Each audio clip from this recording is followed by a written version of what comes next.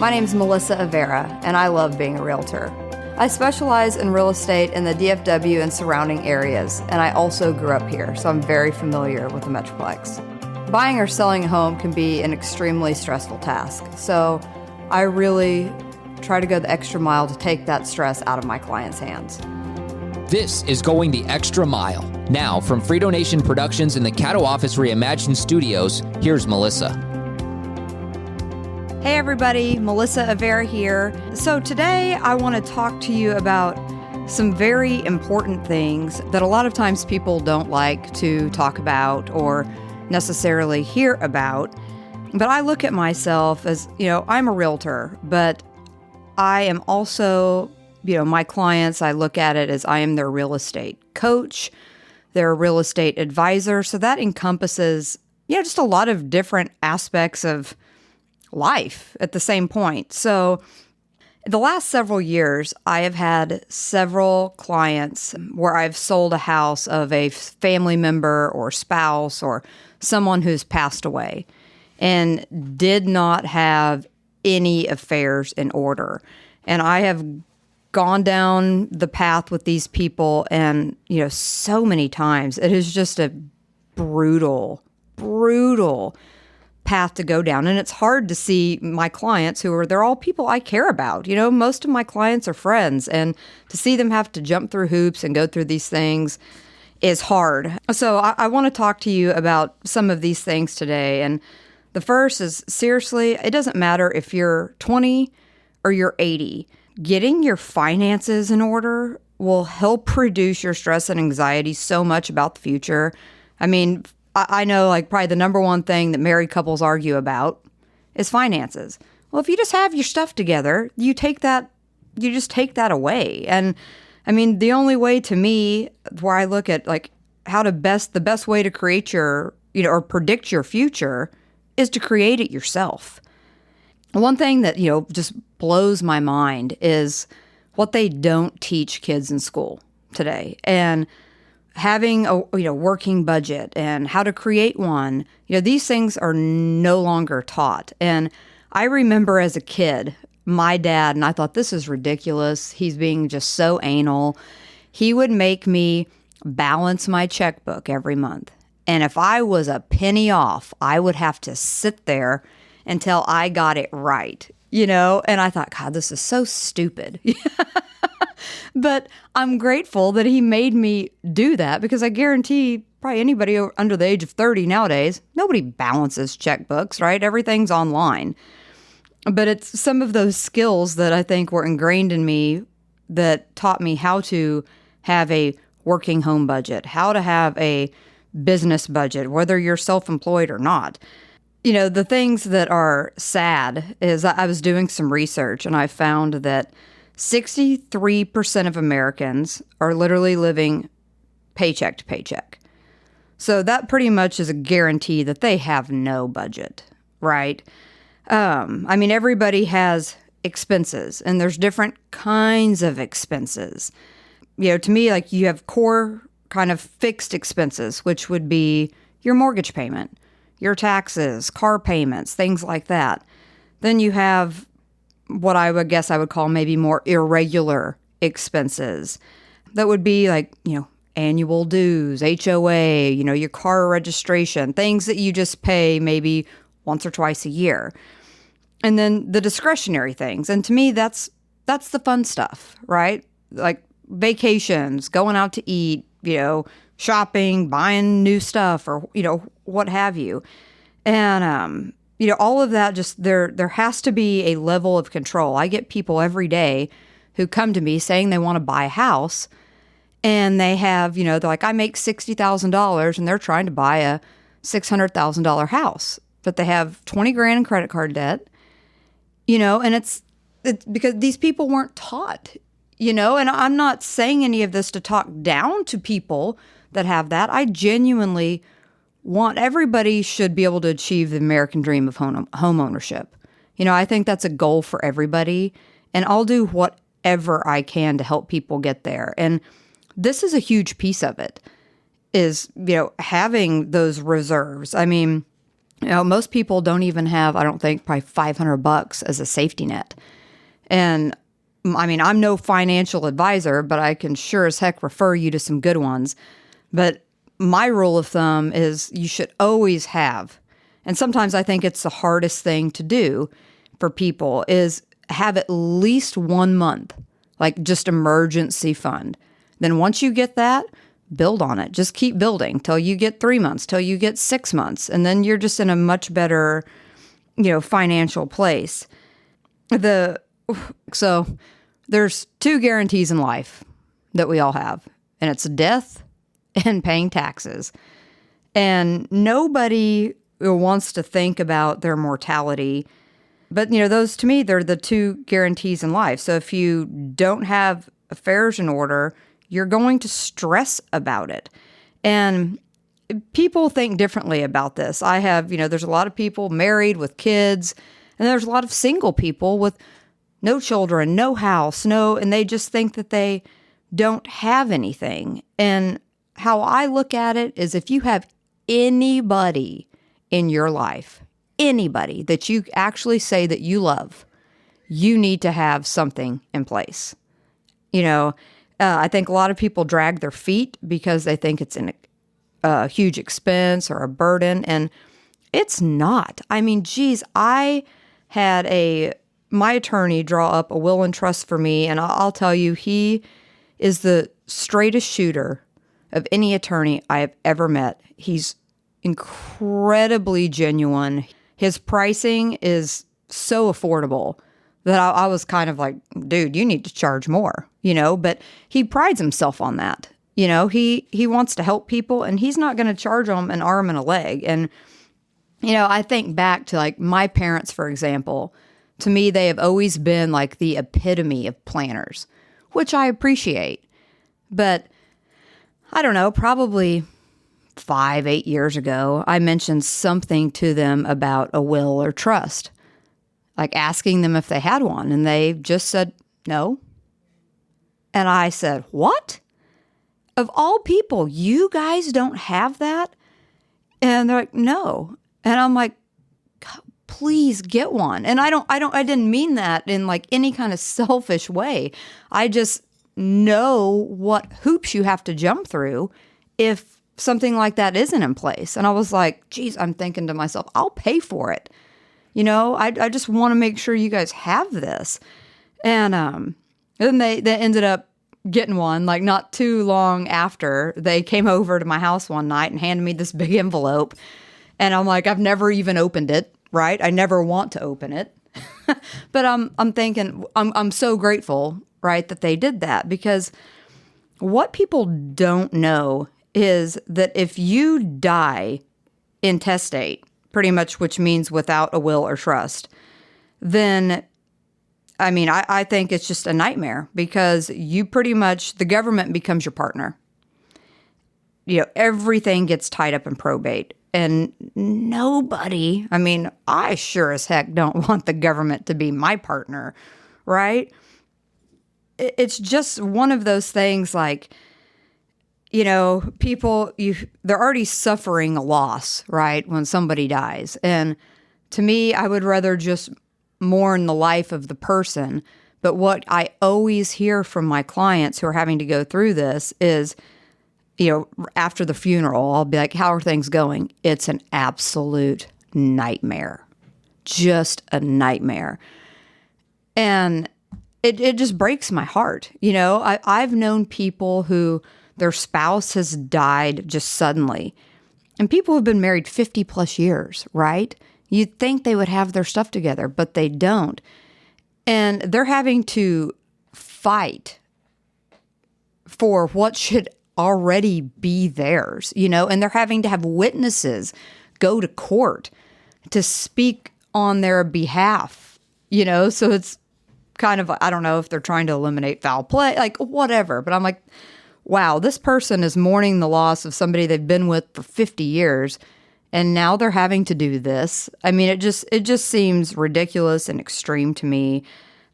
So I just think it's so important for people to take this seriously. I mean, as soon as I found out I was pregnant, I was like, I am getting something in place. And even if you have anything, I mean, if you have investments, which to me, most people, that's part of their financial portfolio, whether that's in stocks or bonds or real estate or whatever it's in. Like, again, going back to if you have anybody that you love, like, I don't care if I wasn't married and I didn't have a kid, I would still have something in place to pass down to maybe my niece and nephews or, my family or close friends, people I care about, because I would rather them have things that are important than the government. Like, they take enough of it. Why give them more? And it's also something that, like, once you have it in place, it's, a lot of my clients, they'll do like an annual review, which I think is very important because things can change annually. You might, get a new real estate investment. Your financial portfolio might change. You might have inherited, money from somebody or whatever. So it's like just having that conversation and having your attorney or whoever's doing it for you update that stuff annually is important. And the other thing that people fail to get, and I almost feel like it's for selfish reasons, is have life insurance. I mean, that is the cheapest and safest way to protect your family.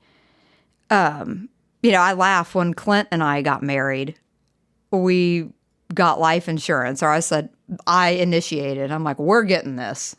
And he's like, well, are you going to kill me? And so it was just, we had a good time with it, right? But it's like the policy we got, it costs hardly anything, but it sets in place if something happens to one of us that the other person's going to be okay, right? And if, like, you might pay $50 a month or less. I mean, there's so many different policies you can get out there. But people just think, well, why do I need that? I'm dead, right? And they're not thinking about the mess that they could be leaving behind. Or again, like the other insurance, like nobody wants to pay for insurance. I mean, when I look at my bills every month, I think this is absurd. How much I pay for health insurance, property taxes, homeowners insurance, car insurance, life insurance, all the stuff. It's like all a what if. But I've had those what ifs happen. And I'm grateful I had stuff in place. Otherwise, it could bankrupt someone. I mean, it can turn into a disaster real quick. So, I mean, the other thing is, most of you probably, if you've worked with me, you know this for sure. But I really, work hard. I have to build relationships with good people. So I have an extensive network, and I'm just touching the surface today, but I want to really dive deep into all these areas and get the people who I trust and who do the things they do for me on here to record a podcast and answer some common questions people have and kind of, reassure them and go over like what's holding them back and things like that. So doing an episode with my attorney who handles all this stuff. I have a friend that's a physician who she, you don't have to go the traditional healthcare route. She can help, like she has a service where she can provide where it's way cheaper and you're not, inundated with these deductibles and all these things. So it's like there's ways around to save money and help you get all of your things in order. I just think my advice is like if you do, one of these things within the next 6 months to a year, you're just setting yourself up for a better future. Like, I think isn't the goal, like, who wants to work their entire life, right? I mean, I'll probably never stop doing what I do to some degree, but I love it. But most people, if they're working for the man, they look forward to retirement. And people live so outside of their means because I have clients who easily, they're husband and wife both make six figures and they're drowning. They can barely afford to pay things. And I'll tell you, I've gotten a ton of phone calls this last week with everybody's property tax statements have gone out and they've gone up. I mean, it's just absurd how much they've increased. And, you know, I have people calling me, what do I do? Do I fight this? Do I do this? And, you know, my conversation is a little bit different with everybody, but, you know, most of the time my answer for most of my clients is it's probably not worth it because they can actually increase it, is what a lot of people don't realize, you know. So there's just so many moving parts to setting yourself up for financial future. And I get these young people come to me who, you know, they're a year or two out of college and they're getting married and they want to buy a house. And it's like, guys, you have to have some skin in the game. You know, like the days of getting in a house for like next to nothing down. I mean, there's loans out there, right? Where sure, you can do a VA loan or, you know, so the few different loan types where you may not have to put anything down, right? But then those people also want a payment of $2,500 or less. Well, if you're trying to buy a $500,000 house and you're putting nothing down, your payment is going to be way more. So it's always a trade-off. And again, like I go back to, I want to help people make the best financial decision to set themselves up for financial success in the future so they can retire. They can do the things that they want. And I mean, buying a house and owning real estate is one of the surest and truest ways to get there, just because over time, everything appreciates. It's crazy in the last 2 years how much real estate has appreciated in just the DFW Metroplex. I mean, it's been nationwide, but here is crazy because companies are still relocating. Like, you know, it's just like wildfire here. They're all coming to the same spots too, and that's driving home values up. And despite what, you know, interest rates have done the last 9 months, yeah, they've gone up, but people always still need to buy and sell. And we're in that season right now where it's peak buying and selling time. And, you know, I guess my advice to people is if you're in that position where you're needing to sell or you're needing to buy, the good thing is, I mean, competition's always more stiff in summer months, just again, because people want to be settled before, if they have children, before school starts in the fall. But for some people with the rates, they kind of just hit the pause button and they're like, you know, I'm going to wait another year. I'm in no rush. I was just wanting to do this. And for some people that might make sense. But the good thing is, you know, when rates are higher, there's typically less competition, which hopefully you're not having to compete in those crazy bidding wars that we had the last couple of years where people were paying six figures over, which again, just crazy, but that was what was happening if people really wanted to win the deal in some cases. So, I mean, I want people to have an open mind because all of this, like having the budget, having the will, having the trust, having all these things is going to set you up and it's going to set your family up. Like, I don't think just sitting here, like, for example, like you're single, you don't have children. Do you have a will or trust? Are you trying to make me feel guilty here? No, I'm just asking. No. Okay. Have you ever thought about doing one? Yes. And what holds you back? What's your reasoning for not? There's no need. I know I'm wrong. I'm not laughing at you. No, I know I'm wrong. You're laughing because the look I'm giving you. No, I mean, quite frankly, I had bigger things to worry about. Yeah. But the other thing is, God, it sounds awful. But I don't know who I would leave anything to anyway, so. Well, I mean, do you have family or close friends that... No. I'm the wrong person to be talking Well, to. I mean, most people right? Again, I have a lot of friends who they rent apartments. Some have cars, some don't, right? It's like very minimal, whatever. And in a way, it's like, I'll have these conversations with them. They're like, I kind of live this way. So if something happens to me, it's just easy, right? Yes. Nobody has a house to sell. They don't have to worry about my car, or they don't have to worry about this.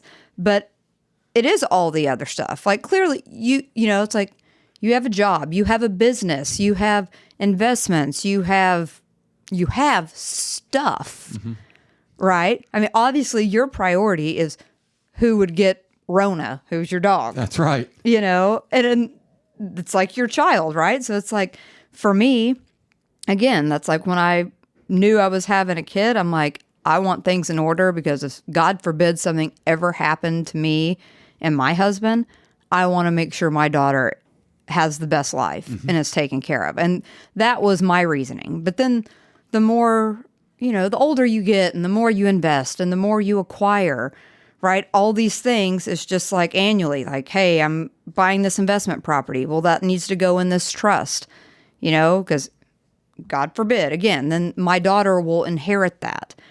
So just things like that to think. I mean, just because you don't own a house or you don't have like maybe some of the material things that people think are common, you have stuff, and I personally, like, whether you have family that you like or not, I have people who are like, I've disowned my family, but they leave everything to their two best friends. Or whatever. I've had friends of mine be like, hey, I want you to know I'm leaving this for you in my will. And I'm like, what? And it's just some random stupid thing, but it's funny. And they're like, but it's important, and it always reminds me of you, and I want you to have it when I die. So. See, and I've created such a simple life that, and very honestly, you're going to just trash me for this. All I really care about is I don't leave a burden to anyone. I don't leave any debt or anything like that. And I actually have a lockbox with the key in the lockbox. So it's just really a fireproof box, because you can get into it because the key's in the lock, with cash in it to cover my funeral. Well, at least you've thought that far. Yes. Because I don't think, honestly, that's the other thing that people, if they've gone through it, they realize it. But to me, it costs way more and is way more work taking somebody out of this world than it is bringing somebody into it. Which, I'm talking about a very basic funeral too. but you said, I don't want to leave anybody with a burden. Yes. So I see where you're coming from, but still, Mark, not having something in place, you're leaving them automatically with a burden, because they're going to have to jump through hoops for something that is going to now become the government's, that most people would want a niece or a nephew or a sister or a family member or a friend to just have. You're looking at me just shaking your head and smiling. I'm just smiling because I'm trying to think of all the possessions in my place, and the government fighting my nephew for the 65-inch TV. They might, you never know. Or the leather couch. That's why everything has to go through probate, They don't make it easy. And we're laughing here, and, it's all good and fun. But this is it's a very serious matter. Like, just, guys, get your stuff, get it in order. I think I talk to so many people who they literally stress about stuff like this every day. And I'm like, you know what? If you would just go pay $500 to have this done, then you never, since I got my attorney to set up my will and trust, I don't ever think about it. Like, that worry and stress is just gone. And I'm grateful for him. I have another client who does a podcast about something completely different, but her profession is she's a grief counselor. And she points out exactly what you just did. She said, if you will take 6 hours on a Saturday you can get everything taken care of. Yeah. I mean, you can do it online. You don't even have to hire an attorney. And then you don't have to worry about it ever again. Yeah. Until you do your reviews, like you just said. Yeah. You know, and I just think people, this is just something that you don't know what you need until you're in it. And the thing people don't realize is like, okay, a few years ago, I was helping a friend whose mom passed away. And she was like, oh, you know, sudden, totally unexpected. The whole situation just sucked. And she's like, how quickly can you get her house on the market? Like, she was ready to go because it was kind of peak season. And obviously they want to try to get as much for it as they can. Well, I'm like, I can't put this on the market next week for you. You have to go through probate. And this was during COVID. And everything was taking so long. I mean, from the time her mom died, I think it took 9 to 10 months just to get some of the basic stuff done. And then we had to kind of like missed the window. So it was like, you know what? Let's just wait until the house is paid for. Let's just wait until peak of next year. I mean, and obviously it's by county. Like during COVID, everything was like virtual because you couldn't go in, and nobody's ever as in big of a hurry as you are to get stuff done. But people don't realize that. Like, your folks die, you need to sell their house. It's not, if they do not have their stuff in order, you're not getting their house on the market in a month.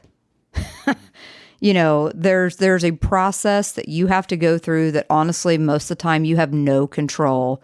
You're relying on courts and government, and, you know, they move like snail pace. So that just something I want you guys to keep in mind and know that it's, even if, as like I said, as morbid as it is, it's so important just to have it done. And I'm going to stay on you. I think once I get my attorney in here to record a podcast, we'll just bring docs and have him write you one up right in here. Doing this whole episode, I'm thinking, please don't bring me on. Please don't bring me on. Please don't bring me on. And I did. Only because I knew you would provide value, and you did. You know, like you said what so many people think, and there's nothing wrong with that. But, and I mean, you know, like, you're a smart guy, right? So you know, like, yeah, I probably should, but I just don't want to, right? But like, other people are like, oh, wow, I would have no idea that I had to go through this process, or that my family would have to go through this process. So yeah, what's paying a couple $100 to have this done? You know, at the end of the day, it will probably be some of the better money you spent. So anyway, I'm going to wrap it up with that. But guys, just definitely get your stuff, get it in order, do it for your family, do it for your kids, do it for your spouse. Life insurance, will, trust, working budgets, all of it is important, you know, not just for like the end of your life, but like, you know, where you are now. You can be 20 and really just getting started. And this will, having all these things in place will just make your life easier in the long term. So I'm looking forward to bringing on other experts in all of these different areas so that they can really provide the value, you know, that you need from their specific area of expertise. If you have questions about buying, selling, renting, or investing, don't go at it alone. Reach out to Melissa at 214-280-4317 or melissa@melissamovesdfw.com. You can find out more about the Melissa Avera Realty Group at TVG by visiting melissamovesdfw.com. Thank you for listening to Going the Extra Mile.